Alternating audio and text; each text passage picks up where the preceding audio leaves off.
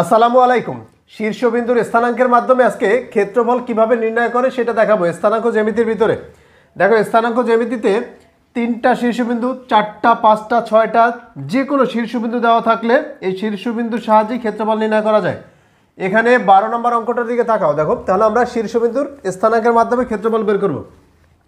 12 নম্বর এখানে তিনটা বিন্দু দেওয়া আছে, দেখো এ বিন্দু, বি বিন্দু, সি বিন্দু। এই তিনটা বিন্দু দিয়ে গঠিত হয় কি একটা ত্রিভুজ গঠিত হয়, সেই ত্রিভুজটার ক্ষেত্রফল নির্ণয় করতে বলছে। তাহলে স্থানাঙ্কের ভিতরে আমরা যদি বসাতে যাই, দেখো প্রথমে এ হচ্ছে 2 3, এখানে 1 2 3 হচ্ছে 1 2 3, তা এটা হচ্ছে 2 3 বিন্দু, এটার নাম কি এ। Okay fine. এরপর বি বিন্দু বলছে 5 6, তো 1 2 3 4 5, আর 6 হচ্ছে 1 2 3 4 5 6, এরকম একটা আন্দাজে দিয়ে নেবা। তাহলে এটা হচ্ছে 5 6 মোটামুটি, এটা বি বিন্দু। এরপর সি বিন্দু দেওয়া আছে -1 4, -1, তাহলে এক্স এর মান -1 এর দিকে যাবে, -1, আর 4 উপরে উঠবে যেহেতু প্লাস 1 2 3 4। দেখো এইখানে হিসাব করবা, যেমন এইটা 1 2 3 উঠছে উপরে, এটা কিন্তু 1 2 3 4 উঠবে, তাই না? তাহলে অবশ্যই 3-এর চেয়ে একটু উপরে থাকবে। তো এই বিন্দুগুলো আর একটু করে দাও, একটু বড় বড়, 3 4। তো এইভাবে একটু চিন্তা করে দেবা, আন্দাজে দিলেও যাতে একটু কারেক্ট হয়। এখন এইটা উঠছো 3 ঘর, এইখানে 4 ঘর উঠতে গিয়ে যদি আরো নিচে দিয়ে দাও তাহলে কিন্তু মিলবে না এরকমের। তো এই যে তিনটা বিন্দু আমরা লিখলাম, এটা হচ্ছে সি, এটা হচ্ছে -1 4। Okay fine. তো তিনটা বিন্দু যখন আমরা যোগ করে দিব তখন একটা ত্রিভুজ গঠন করবে। এই ত্রিভুজটার ক্ষেত্রফল বের করতে বলছে। এখন স্থানাঙ্কের মাধ্যমে ক্ষেত্রফল বের করবা কিভাবে, দেখো একদম সহজে, সবচেয়ে ইজি নিয়ম হচ্ছে এই যে স্থানাঙ্কের মাধ্যমে ক্ষেত্রফল বের করা। ক্ষেত্রফল বের করার জন্য এরকম একটা হাফ দিবা, এরকম একটা দাগ দিবা। এইখানে দেখো এই যে স্থানাঙ্কের ভিতরে প্রথমে একটা বিন্দু সিলেক্ট করবা, এটাকে এ নিতে পারো, বি নিতে পারো, সি নিতে পারো, তোমার যেটা ইচ্ছা তুমি সেটা নাও। এখন এ বিন্দু নিলে ঘড়ির কাঁটার বিপরীত দিকে ঘুরে আসবে। ঘড়ির কাঁটার বিপরীত দিক বলতে এ বিন্দু নিলে এ বিন্দু কত, তাহলে 2 3, এরপর তোমাকে মাস্ট বি বিন্দু নিতে হবে, কারণ ঘড়ির কাঁটার বিপরীত দিক ঘুরলে এইটা আসবে, এটা আসবে না। যদি এটা নাও তাহলে মিলবে না। তো এটা লিখতে হবে 5 6, এরপর -1 4। এই যে আমরা ত্রিভুজের বেলায় তিনটা বিন্দু ঘড়ির কাঁটার বিপরীত দিকে দিয়ে দিলাম, দেওয়ার পর ফার্স্টে যেই বিন্দুটা সেটা আবার রিপিট আসবে।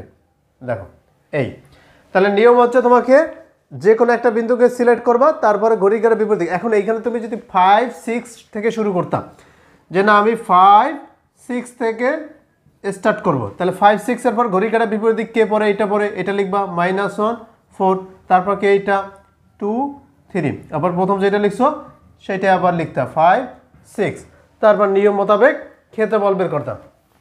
আমরা যেহেতু এই বিন্দুটা লিখছি, অতএব আমরা লাস্টে আবার এই বিন্দুটা দিয়ে দিলাম। এখন কাজ করবা কি, দেখো এই হাফ থাকুক, প্রথমে এই দিকে গুণ করে যোগ করে দিবা। দেখো এই কোনাকুনি গুণ করে যে কটা রাশি আসবে সবগুলো যোগ করে দেবে। 6 দ্বিগুণে 12 লিখে দাও, 12, 4 5 20, এই যে প্লাস 20 যোগ করে দেবে। 3 আর -1 গুণ করলে হবে -3, তাহলে আর সূত্রে প্লাস আছে, তাহলে -3 থাকবে। তাহলে এই দিকে গুণ করে, এই কোনাকুনিভাবে গুণ করে যে কটা আসবে সবগুলো যোগ করে দেবা। এখন এখানে মাইনাস আসছে কেন, কারণ এখানে তো মাইনাস আছে, মাইনাস প্লাসে মাইনাস। আর এই দিকে যখন গুণ করবা তখন সূত্রে মাইনাস দিয়ে দেবা। দেখো এই দিকে যখন গুণ করবা 3 5 15, সূত্রে এটা মাইনাস আর এখানে প্লাস, তাহলে 15, তারপরে এই যে 6 1 6 -6 আর সূত্রের মাইনাস, তখন +6 হয়ে যাবে। 4 দ্বিগুণে 8 -8। এখন হিসাব করো, এইখানে হাফ আছে, ওকে ফাইন। 20 আর 12 32, 32 আর 6 38, 38 থেকে চলে যাবে এই 8, থাকবে 30, 30 থেকে 15 চলে যাবে, থাকবে কত 15, 15 থেকে আবার এই 3 চলে যাবে, থাকবে কত 12। তাহলে শেষ পর্যন্ত আমরা এই সবগুলো হিসাব করে কত পেয়েছি, 12 পেয়েছি। এই যে হাফ ইন্টু আকার আছে, কত আসবে 6। তাহলে আমরা বলতে পারবো এই 12 নম্বরে এবিসি ত্রিভুজের ক্ষেত্রফল হচ্ছে 6 বর্গ একক। এটা ক্ষেত্রফলের ইউনিট হয়, আমরা জানি বর্গ কথাটা আসে, বর্গ একক।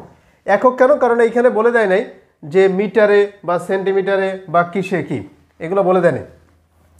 তো এইটা ছিল আমাদের 12 নম্বর। দেখো তো এভাবে যে কোনো এখানে 3টা স্থানাঙ্ক না, যদি তোমাকে 5টা 6টা 7টা স্থানাঙ্ক দিয়ে দেয়, যেমন তোমাকে আরও কিছু স্থানাঙ্ক দিয়ে দিল, এই একটা এরকম যদি স্থানাঙ্ক দিয়ে দেয়, তাহলে তুমি এগুলোর ক্ষেত্রফল কীভাবে বের করবে? দেখো এটার নাম কি? দেখো 1 2 3 4 5 পঞ্চভুজ। এইখানে একটা স্থানাঙ্ক ছিল, ধরো কথার কথা 2 9, এটা ছিল কত? ধরো মাইনাস, হ্যাঁ ধরো এই স্থানাঙ্কের এই সোজাই উঠছে কথার কথা, তাহলে এইটার স্থানাঙ্ক আসবে 0 আর এটা ধরো 9।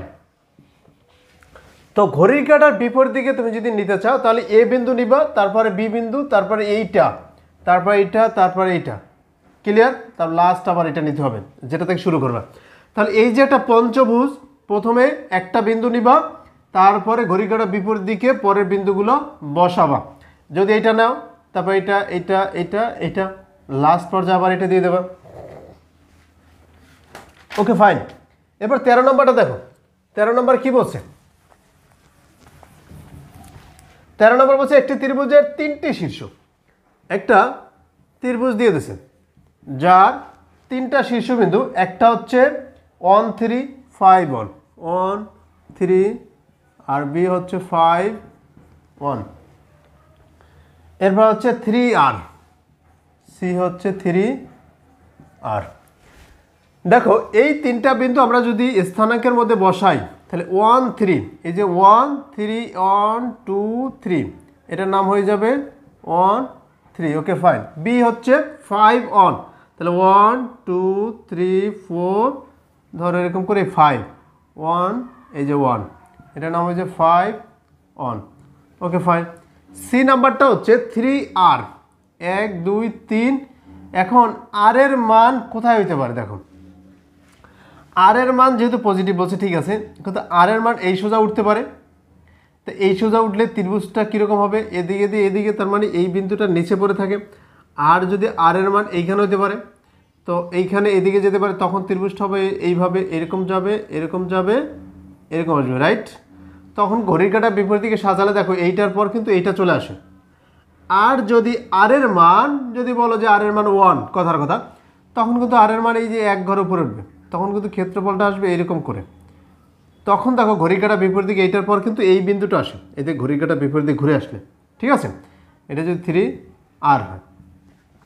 তো এই ঝামেলার জন্য তার মানে আমাদের এই তুমি যদি উল্টা ত্রিভুজের ক্ষেত্রে উল্টাপাল্টা যদি বসাও, ঘড়ির কাঁটার বিপরীত দিকে না সাজিয়ে তুমি যদি তোমার মন মতো বসাও, যে প্রথমে এ বিন্দু নিলা, তারপর মন মতো একটা সি নিলা, বি নিলা, এরকম যদি বসাও ঘড়ির কাঁটার বিপরীত দিকে না সাজিয়ে, তখন ক্ষেত্রফলটা ঋণাত্মকও আসতে পারে।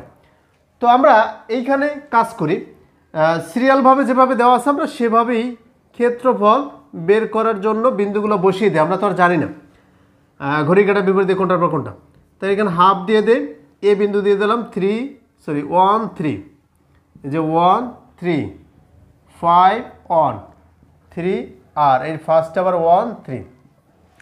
দেখি এইটার ক্ষেত্রফল কত আসে। দেখো তাহলে ক্ষেত্রফলের সূত্র হচ্ছে ওইভাবে এই দিকে কোনাকুনিভাবে গুণ করবা, তাহলে 1 1 1 প্লাস 5R প্লাস এই যে 9। ক্লিয়ার? এরপর এই দিক গুণ করে মাইনাস করে দেবো, মাইনাস 3 5 15। দেখো এই যে 3 5 15, 3 1 3 মাইনাস 3, আর 1 আর মাইনাস আর। ক্লিয়ার? তখন এইখানে হাফ, এখানে হিসাব করো 1 আর 9 কত? 10। তাহলে আমাদের প্লাসের হচ্ছে 10, মাইনাসের কত? মাইনাসের এই আছে 18। দেখো একটু চিন্তা করে দেখো, মাইনাসের 15 মাইনাসের 3, তাহলে মাইনাসের 18 আর প্লাসের আছে 10, তাহলে আমরা বলতে পারবো মাইনাসের 8 আর 5 আর মাইনাস একটা আর, তাহলে প্লাস 4R থাকে। ক্লিয়ার? এরপর দেখো এখানে হাফ আছে, এই দুইটার ভিতর থেকে আমরা 2 কমন নিতে পারি। 2 কমন নিলে এখানে থাকে যে পজিটিভটা আগে লিখি, 2R থাকে মাইনাস 4 থাকে, 2 2 কাটাকাটি, তার মানে 2R মাইনাস 4 এটা থাকে। ক্লিয়ার? তো আমাদের এখানে কিন্তু বলে দিছে যে এর ক্ষেত্রফল 4 বর্গ একক। 4 বর্গ একক, এইটা 4 বর্গ একক তো পজিটিভ, কিন্তু এই যে একটা ক্ষেত্রফল বের হয়েছে, এটা আমি বলছিলাম ওই যে উপরে থাকবে না নিচে থাকবে বলা যায় না, তো এটা ঋণাত্মক আসতে পারে, এই জন্য এটা মডুলাস, মানে পজিটিভও হতে পারে নেগেটিভও হতে পারে। এই জন্য তুমি একটা কাজ করতে পারো, এই যে 2r-4 এটাকে প্লাস মাইনাস দিতে পারো, সমান 4 লিখতে পারো, কারণ এটা পজিটিভও আসতে পারে নেগেটিভও আসতে পারে। এই জন্য এই প্লাস মাইনাসটা ওই পাশে দিয়ে দিতে পারো, তাহলে থাকবে কি 2r-4 ইকুয়াল প্লাস মাইনাস 4। তাহলে অতএব আমরা দুইটা লিখতে পারবো। হ্যাঁ, দুইটা কিভাবে লিখতে পারবো, সেটা হচ্ছে এই যে প্লাসের জন্য একটা হবে, মাইনাসের জন্য একটা হবে। তাহলে আমরা হিসাব করি, 2r-4 ওই পাশে চলে যাবে, প্লাস 4 হয়ে যাবে, তাহলে প্লাস মাইনাস 4 প্লাস 4। তারপরে এই দুইটার ভিতর থেকে 2 কমন যায়, অথবা সবগুলোকে তুমি 2 দ্বারা ডিভাইড করে দাও, তা আর সমান আসবে এই যে প্লাস মাইনাস 2 প্লাস 2। ক্লিয়ার? এখন হিসাব করে দেখো তো কত আসে। অতএব আর সমান, তুমি যদি লেখো যে +2 আর এই যে +2 তাহলে 4, আর যদি লেখো যে -2 +2 0, তাহলে 4 0 দুইটাই আসতে পারে। তাহলে আর এর মান 0 4 দুইটাই কাউন্টেবল। তো এটা ছিল আমাদের ত্রিভুজ ক্ষেত্রের ক্ষেত্রফল। আসলে ত্রিভুজ ক্ষেত্রের ক্ষেত্রফল, চতুর্ভুজ ক্ষেত্রের ক্ষেত্রফল, পঞ্চভুজ ক্ষেত্রের ক্ষেত্রফল সবগুলোই একই নিয়ম, কোনো ডিফারেন্স নাই। তো এইখানে 14 নম্বরটা অঙ্কটা দেখো, 14 নম্বর অঙ্কটা কি বলছে? 14 নম্বর অঙ্কটা বলছে ABCD শীর্ষ বিশিষ্ট চতুর্ভুজ ABCDর ক্ষেত্রফল নির্ণয় করো। তাহলে তোমাকে অবশ্যই এগুলোকে আগে স্থানাঙ্কে বসিয়ে ফাইন্ড আউট করতে হবে যে ঘড়ির কাঁটার বিপরীত দিক সাজালে কোনটা আগে পড়ে কোনটা পরে পড়ে। প্রথম হচ্ছে বিন্দু হচ্ছে 1 4, এই যে 1 1 2 3 4, এটা হচ্ছে 1 4 এ বিন্দু। Okay fine. বি বিন্দু হচ্ছে -4 3, এই যে 1 2 3 4 1 2 3, এটা বি বিন্দু হচ্ছে -4 3। এরপর সি বিন্দু হচ্ছে 1 -2, তো 1 সামনে যাবে -2 1 2, তাহলে 1 -2, এটা হচ্ছে সি বিন্দু। আর ডি বিন্দু হচ্ছে 4 0, এই যে 1 2 3 4 0, এটা 4 0, এটা হচ্ছে ডি বিন্দু। এখন দেখো এখানে যে 4টা বিন্দুর কথা বলছে সবগুলো কিন্তু ঘড়ির কাঁটার বিপরীত দিকে সাজানো আছে অলরেডি। কেমনে সাজানো আছে দেখো তো, এই যে এ বিন্দু, বি বিন্দু, সি বিন্দু, ডি বিন্দু, তার ঘড়ির কাঁটার বিপরীত দিকে কিন্তু ঘুরে আসতেছে, কোনো সমস্যা নেই। তাহলে এগুলো উল্টাপাল্টা দেওয়া থাকতে পারতো, যেমন এইখানে বি বিন্দু থাকতে পারতো, এইখানে ডি বিন্দু থাকতে পারতো না? তখন এইখানে যদি ডি বিন্দু থাকতো তখন কিন্তু তুমি এ বিন্দুর পরে কিন্তু এই ডি বিন্দু নিতে, কারণ ঘড়ির কাঁটার বিপরীত দিকে ঘুরে আসলে এইটার পর কিন্তু এই বিন্দুটা, এটা বি হোক ডি হোক সি হোক, এইটা নিতে হতো এ বিন্দুর পরে। আবার এই বিন্দুর পরে এই বিন্দুটা কি বিন্দু হতো সেটা বিষয় না, তবে এই বিন্দুর পরে এই বিন্দু নিতে হতো এই চতুর্ভুজটা বেলায়। তো আমরা এটার ক্ষেত্রে ক্ষেত্রফলটা দেখো কিভাবে বের করে ফেলবো, একদম ইজিলি ভাবে। ক্ষেত্রফলের সূত্র হচ্ছে হাফ ইন্টু, দেখো ফার্স্ট কোন বিন্দু নেবা, তুমি যেটা নিবা সেটাই কারেক্ট।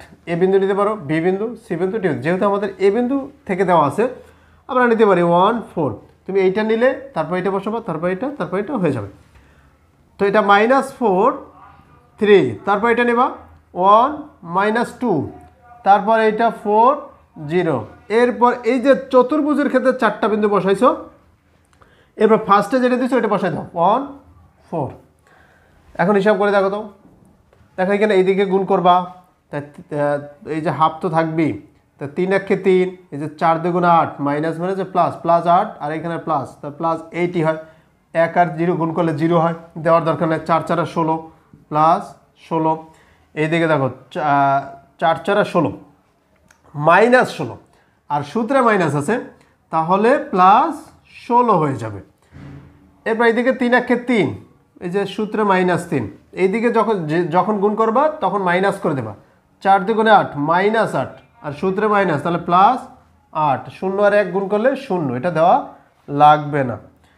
তো এখন হিসাব করে দেখো তো কত আসে।